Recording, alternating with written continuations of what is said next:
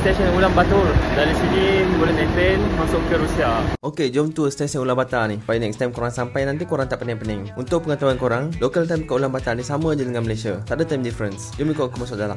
Ni dia punya waiting hall dia. Agak besar juga kan. Okey, ni jaga train lah. Okey, di sebelah kanan ni ada charging station. Korang straight je belah kanan ni.